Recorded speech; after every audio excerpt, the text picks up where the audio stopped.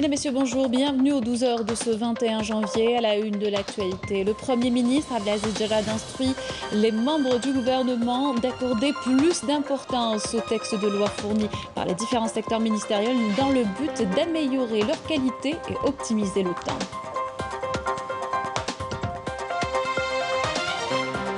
La construction navale au cœur d'une rencontre nationale, il s'agit notamment du recensement des intentions d'investissement. On vous propose dans ce journal un reportage sur un chantier de construction en pleine activité.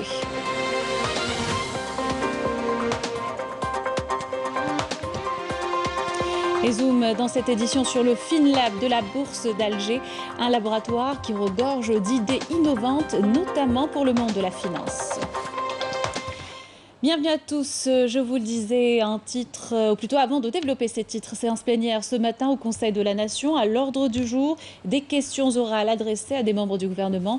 Sont concernés les ministres de l'énergie, de l'industrie, du commerce, de la communication et des travaux publics. Le bureau du Conseil de la Nation, sous la présidence du président Salah Goudjil, président du Conseil de la Nation par intérim, a adressé un communiqué de presse au nom de tous les membres du Conseil de la Nation qui suivent avec intérêt l'évolution de l'état de santé du président de la République, lui souhaitant un prompt rétablissement suite à l'intervention qu'il a subie avec succès et il lui souhaite également un retour imminent au pays. Cette instruction à présent, celle du Premier ministre Abdelaziz Jarrad aux membres du gouvernement, où il insiste sur la nécessité d'accorder une importance capitale au texte législatif et organisationnel fourni par les différents secteurs ministériels ou ceux présentés lors des réunions du gouvernement, soulevant un manque de maturité et de concertation sectorielle suffisante de ces projets de loi, ce qui se reflète négativement sur leur qualité dans le fond et la forme et qui peut pousser le gouvernement a demandé une nouvelle étude et une refonte complète dans le but de trouver une nouvelle formulation de la loi. Dans le cadre des visites d'inspection, le général-major Ammar Atamnia, commandant des forces terrestres, a effectué une visite d'inspection au secteur opérationnel à Ain Ghazem, 6e région militaire, où était à son accueil le général-major Mohamed Atroud, commandant de la région et des cadres du secteur. Durant cette visite, le commandant des forces terrestres a procédé à l'inspection de plusieurs unités relevant du secteur et la prédisposition au combat de ces unités stationnées le long de la bande frontalière et s'est rendu par la suite accompagné du général-major Ahsen Slimane, vice-commandant de la 6e région au secteur opérationnel de Bourj Bedi Mourtar, où il a également inspecté l'état et la prédisposition au combat des unités stationnées sur la bande frontalière dans l'accomplissement de leur mission de sécurisation des frontières, la lutte contre le terrorisme et la contrebande dans toutes ses formes, ainsi que le crime organisé.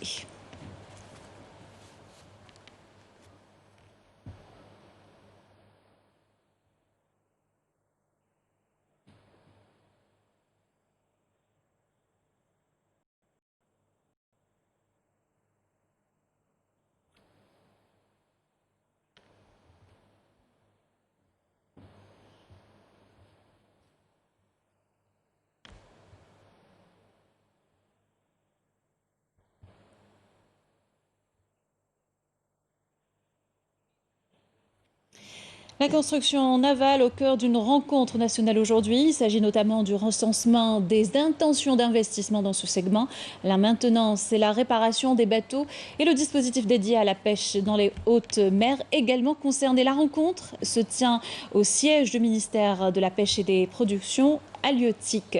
Plus de détails lors de nos prochaines éditions. Et c'est un véritable coup de pouce que l'État compte donner à la construction navale, pour la pêche notamment, un secteur qui ne commence pas de zéro selon les propres dires hier du ministre de la Pêche et des Ressources halieutiques. Yanis Saïd Belkacem s'est déplacé dans un chantier en pleine activité. Reportage. Nous sommes au port de Haroun, à l'ouest de la capitale, et c'est ici qu'est installé l'un des plus grands chantiers de construction navale, Ecora Pirigo.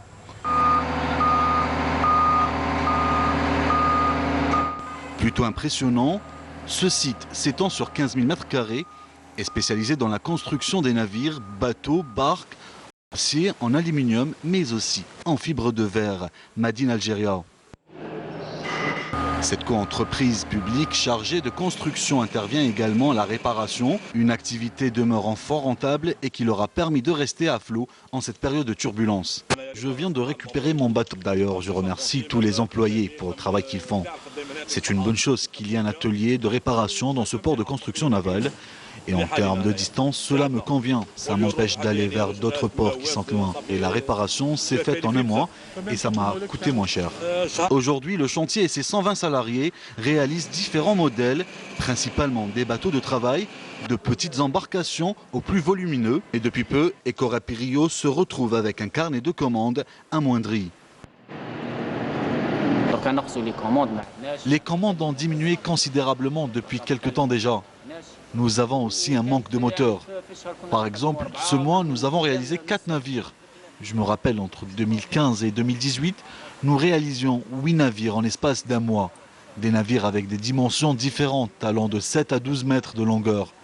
Sans compter les petites barques de 4 mètres, mais ça, c'était il y a quelques années. Et à cause de la pandémie de la Covid-19, notre production a freiné, comme nous manquons également de main-d'œuvre qualifiée. Le patron de l'Ecorep appelle aussi à la participation des PME. Nous voulons engager un investissement, mais on a besoin des banques. Et on a besoin aussi d'un peu plus de participation des entreprises privées. Il y a des entreprises privées qui sont en train de travailler. Nous, ça ne nous dérange pas. Au contraire, comme je vous l'ai dit, nous sommes une entreprise citoyenne et on souhaiterait un peu regrouper toutes ces entreprises. Donc on a cette volonté. Pour nous, il n'y a pas de secteur public, secteur privé. Il y a un secteur économique qui doit servir l'Algérie. L'entreprise qui a bénéficié d'un transfert technologique grâce à son partenaire français Pirio, une entreprise française qui n'est plus depuis un an à cause de la crise sanitaire, peut très bien évoluer en son absence. On a traversé toute l'année 2020 avec la pandémie du Covid. Ça ne nous a pas freiné. Je crois qu'on était une des rares entreprises à ne pas avoir fermé. On a maintenu l'activité, bon an, mal an, et ça nous a permis d'avoir une meilleure osmose avec le personnel. Ils sont à cheval sur leur entreprise, ils sont là et ils font le nécessaire. Mais ceci étant, c'est-à-dire en fonction de ce qui existe. Donc là, on travaille sur nos propres fonds. Avec ce qu'on gagne des petites embarcations en fibre de verre, on les dépense un peu en salaire, un peu en matières premières. Réhabilitation et modernisation sont entre autres les perspectives auxquelles aspire l'Ecorep. Nous avons 3 marchés importants. La construction de navires hauturiers pour la pêche hauturière et océanique. Ça, c'est des navires qui vont jusqu'à 32-42 mètres. Donc là, on pourra, que ce soit en fibre de verre ou là en acier. Le deuxième point, c'est la réhabilitation et la modernisation de la flottille actuelle. 50% a besoin de maintenance, de réhabilitation, de revitalisation. Donc ça, c'est un créneau où on peut intervenir directement avec le ministère de la Pêche. Et le troisième volet, c'est la réparation et la maintenance, avec l'acquisition du nouveau roulève. Donc là, on pourra prendre en charge le souci et les préoccupations des pêcheurs, notamment les thoniers, qui doivent faire une visite annuelle pour leur campagne de pêche au thon. Et là, on va la faire ici en Algérie, on a les capacités. Le moins important, c'est la pêche, la plaisance. Donc on va essayer de développer chaque année une nouvelle petite embarcation pour la plaisance qui soit accessible à, disons, aux bourses moyennes sans trop exagérer sur les prix. Malgré un investissement de 1,4 milliard de dinars par l'État pour le renforcement de cette infrastructure existante, Ecorep Rio a du mal à lever les voiles. Pourtant, un chantier qui pourrait contribuer au renforcement et au renouvellement de la flotte de pêche et l'aquaculture dans le pays par des produits nationaux. Un reportage signé Yanis Ait Belkacem. Mais on reste dans la pêche. On s'intéresse à une entreprise de fabrication de fils en plomb. À Boumerdès, bien que ce soit leur produit phare, il n'est pas le seul. L'entreprise propose une large gamme de matériel de pêche, un segment peu exploité dans le pays. Ayadahou Kalimaïfa. Après avoir recruté 6 ouvriers qualifiés, l'IS n'a pas hésité une seconde à se lancer dans cette filière. L'idée lui est venue après avoir constaté l'absence totale d'usines de fabrication de matériel de pêche en Algérie. Il installe alors sa petite manufacture à Delès. Objectif, produire des filets de pêche et des cordages pour la pêche en mer à des prix défiant toute concurrence. Ces fils, lestés d'olives coulissantes et ces fils de plomb On est les seuls au niveau national, voire au niveau du continent africain à les produire. Du matériel de pêche autrefois importé à des prix exorbitants. Aujourd'hui, ils sont vendus à moitié prix. Je connais ce monsieur. Tous les pêcheurs d'ici sont clients chez lui. On devrait le remercier pour ce qu'il fait. On achetait ces filets de pêche d'Espagne ou d'Italie. Un seul filet coûte la bagatelle de 70 millions de centimes. Cette entreprise, qui produit également des cordages pour la pêche en mer, avec une très grande résistance à la traction et à l'abrasion, a su se faire une place sur un marché extrêmement concurrentiel, notamment en Europe. Il a des clients venus de Norvège et même des Français venus de Marseille. Filets de pêche plombés, lignes de mouillage, cordages en polystyrène lesté, toute une gamme d'articles de pêche standard, très faciles à manipuler et à stocker, sont produits dans cette petite entreprise qui double chaque année son chiffre d'affaires. Voilà pour ce volet consacré à la construction navale et les métiers de la pêche. On va à Relizane à présent et un autre domaine, la production de différentes vis et écrous. Une entreprise filière d'AGM qui s'est développée au fil des ans et même parvenue à exporter. Bouchra Bouali. Située à Relizane, l'Orsim, société des industries mécaniques et accessoires, est spécialisée dans la fabrication et commercialisation des produits de boulonnerie et visserie. Créée en 2002, cette filiale d'AGM, Algerian Group of Mechanics, emploie plus de 300 personnes et possède 4 unités qui produisent une quinzaine de types de boulons et d'écrous. Elle en produit plus de 5000 tonnes annuellement. Nous produisons différents types de boulons et vis, dérivés, des goujons, des vis à métaux, des vis à bois, des vis pour les chemins de fer et d'autres pour les voitures.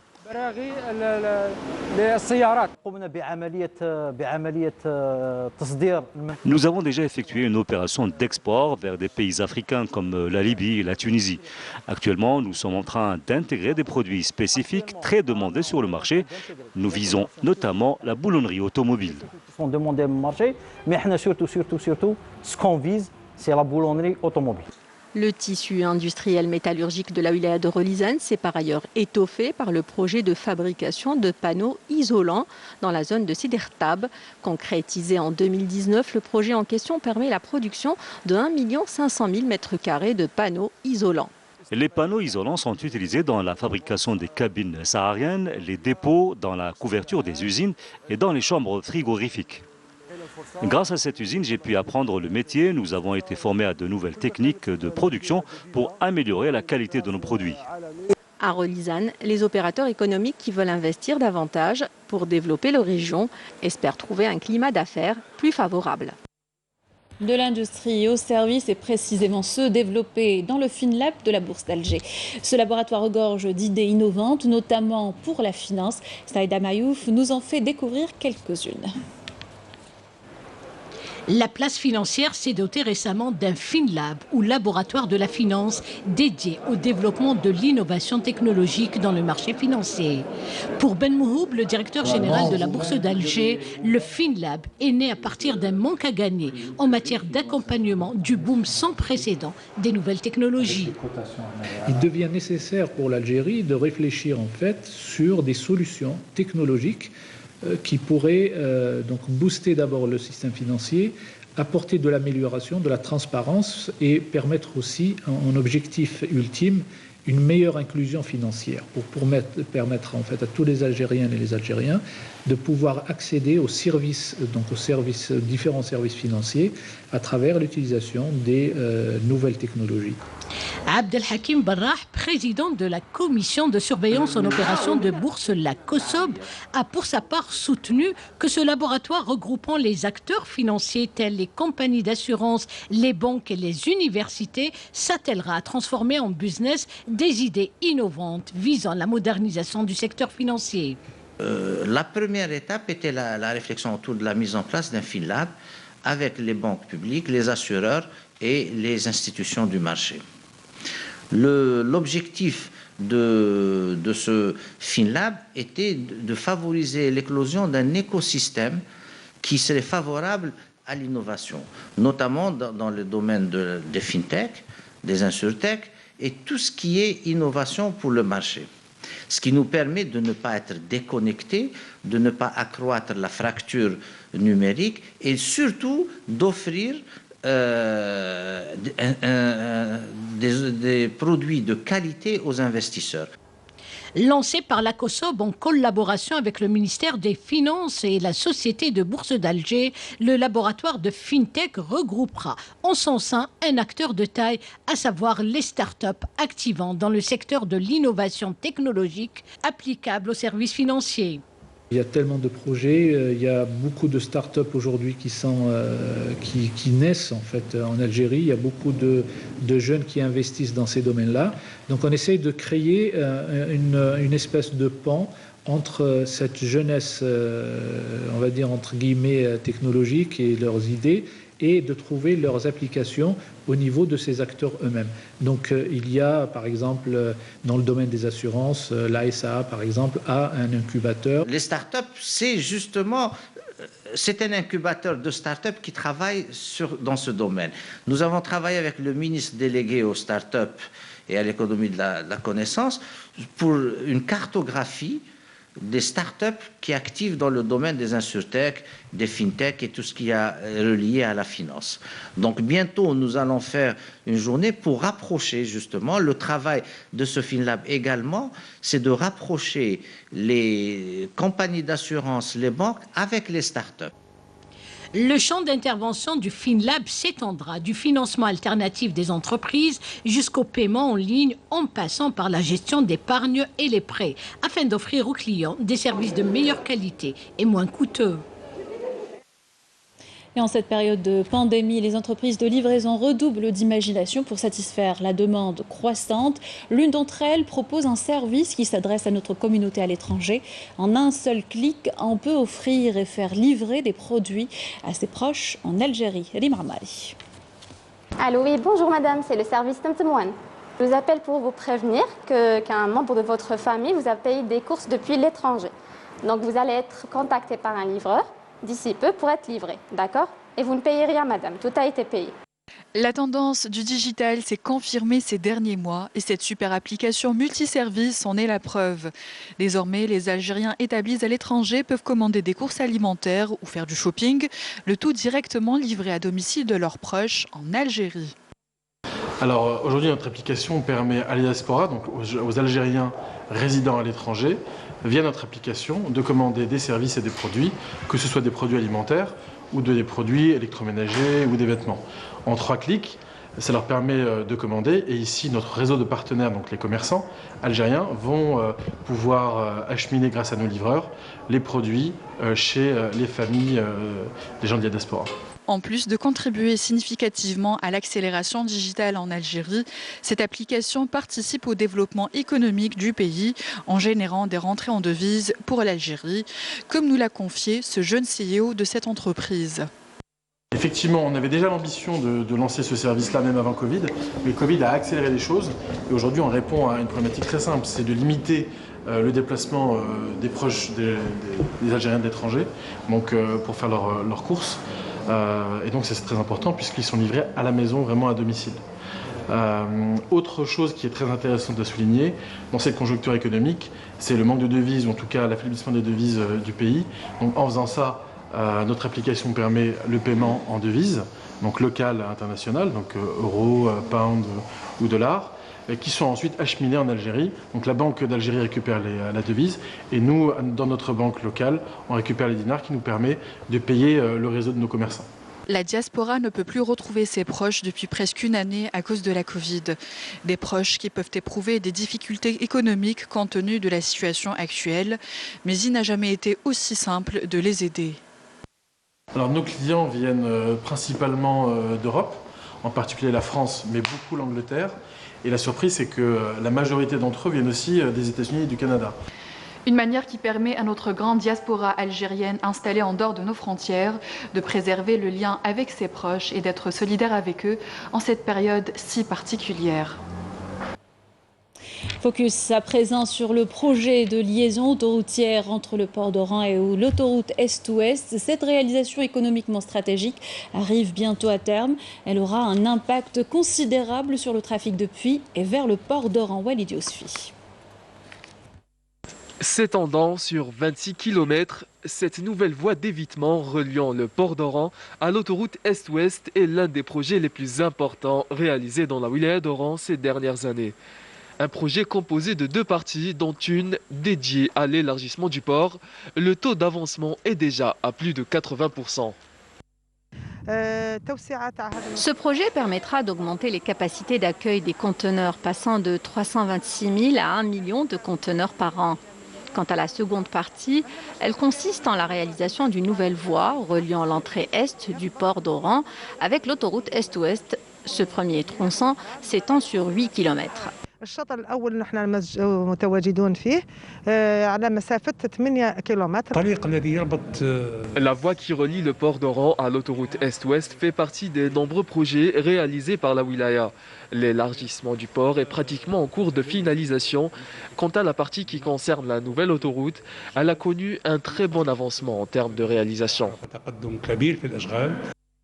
Avec un taux d'avancement prometteur, ce projet de nouvelle voie autoroutière devrait être livré durant le premier semestre de l'année en cours. Nous avons commencé avec un tronçon de 8 km composé d'une digue maritime, de 2 tunnels, d'un grand pont et d'une route de 2 fois 3 voies. C'est un plus pour l'économie et le tourisme.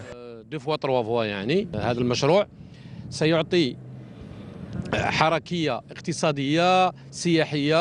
Une fois à terme, ce projet d'envergure permettra de désengorger l'artère menant vers le port et le centre-ville, un acquis pour la wilaya d'Oran. Direction Chlef, à mi-distance entre Oran et la capitale, l'approvisionnement en eau potable dans certaines communes fait défaut. Malgré l'apport du barrage de Kefdir, les habitants de Brira sont sans eau depuis plusieurs mois. Seule alternative possible est de recourir aux eaux non traitées. Reportage de Baliza Dlamda, commentaire Nesrine Ben Saïdi. Située à quelques encablures du barrage de Kefdir, la commune de Brira, wilaya de Chlef, continue à enregistrer un déficit important en alimentation en eau potable. Selon les citoyens de la région, aucune goutte n'est tombée de leur robinet depuis plusieurs mois. Il n'y a pas d'eau dans la région, c'est un grand problème ici. Cette commune est enclavée, beaucoup de choses manquent ici, notamment l'eau potable. Regardez, je dois parcourir 2 km avec ces 2 jerrycans. Une situation qui inquiète les habitants de la région, en sachant que les besoins en eau potable de cette commune sont de 2600 mètres cubes jour. Les différents puits et réservoirs disponibles n'assurent que 240 mètres cubes jour, ce qui a poussé les citoyens à s'approvisionner à partir de robinets d'eau non traités. Je suis au courant que l'eau de cette rivière n'est pas propre, mais je n'ai pas le choix. L'approvisionnement en eau nous prend toute la journée. L'année dernière, les autorités concernées ont installé un surpresseur d'eau, mais ça n'a pas tenu longtemps.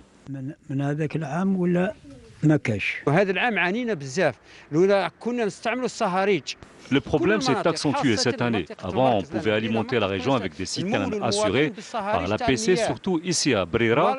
Mais cette année, nous sommes dépassés par la demande. Certains citoyens optent pour des citernes privées. Cela veut dire que si un citoyen n'a pas les moyens de s'offrir une citerne, il n'aura pas d'eau. معناها إذا كان ما كانش اللي مواطن ما عندوش دراهم باش يكري صهريج ما يقدرش يمول العائلة تاعو. هذه البلدية تعاني يعني من أزمة عطش حقيقة. Cette commune souffre d'un grand problème d'alimentation en eau potable. La région a bénéficié récemment d'une station d'épuration pour traiter les eaux du barrage de Kefdir. Une fois installée, cette station aura une capacité de 50 litres à la seconde. Elle dispose d'un réservoir, ce qui devra couvrir les besoins de cette région en eau potable.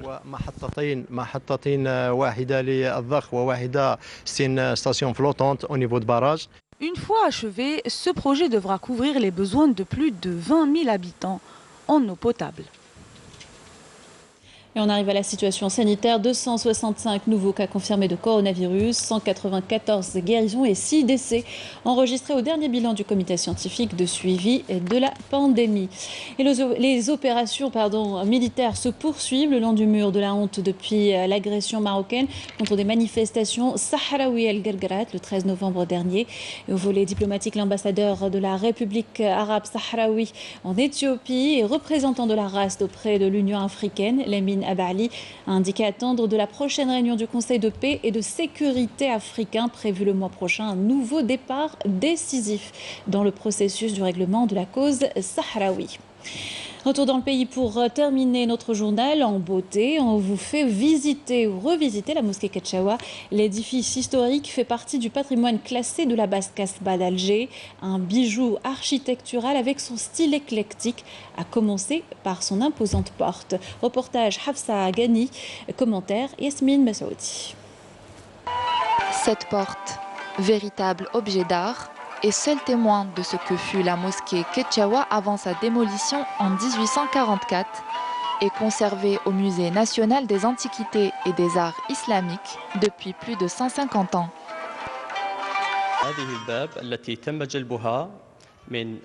Cette porte a été apportée de la mosquée Ketchaoua, dont la reconstruction a été ordonnée par Hassan Pacha en 1794. تم بأمره بناء هذا الجامع خلال سنة 1794. هذه الباب تم جلبها إلى هذا المتحف. Richement sculptée dans du cèdre à la façon des palais d'Andalousie, la porte de Ketchaoua à double battant s'impose du haut de ses 3 mètres, comme une œuvre d'art d'une rare finesse.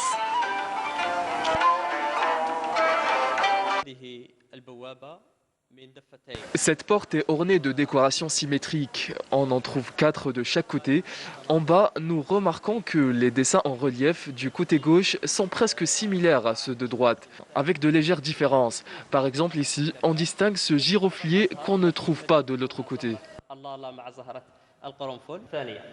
ولكن فيه بعض الاختلافات مثل بعض الأزهار التي نجد هنا زهرة الله مع زهرة القرنفل. Une porte qui se démarque par son authenticité et son raffinement architectural nous raconte l'histoire de la plus ancienne mosquée du pays, inscrite au patrimoine matériel mondial. Avec ceci, nous arrivons à la fin de notre journal. Merci de l'avoir suivi. Tout de suite, des nouvelles du ciel. Quant à moi, je vous souhaite une excellente journée sur Canal Algérie.